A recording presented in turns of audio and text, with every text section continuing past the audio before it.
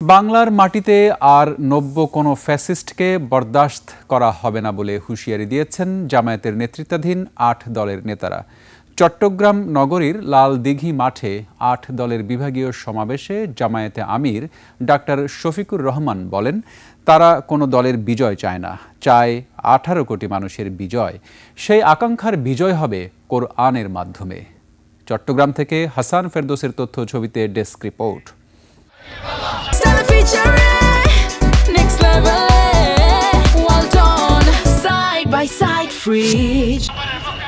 নির্বাচনের আগে গণভোট সহ ৫ দফা দাবি নিয়ে দেশের বিভিন্ন বিভাগীয় শহরে কর্মসূচির ধারাবাহিকতায় এবার চট্টগ্রামে বিভাগীয় সমাবেশ করল জামায়াতে ইসলামীর নেতৃত্বাধীন ৮ দল।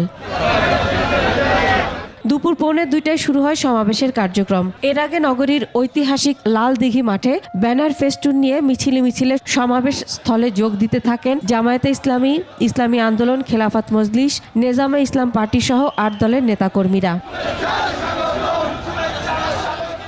সমাবেশে জামায়াতে ইসলামীর আমির বলেন, ফ্যাসিবাদ এখনো বিদায় নেয় নাই। কোরআনের আইন ছাড়া সুশাসন সম্ভব নয়, তাই আগামীর বাংলাদেশ হবে কোরআনের বাংলাদেশ।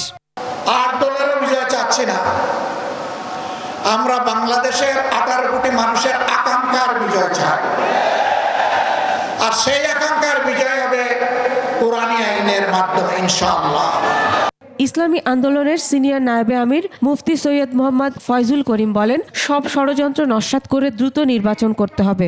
আগামী নির্বাচনে মানুষ ২ ভাগে ভাগ হয়ে যাবে, একদল মানুষ ইসলামের পক্ষে, একদল মানুষ ইসলামের বিপক্ষে।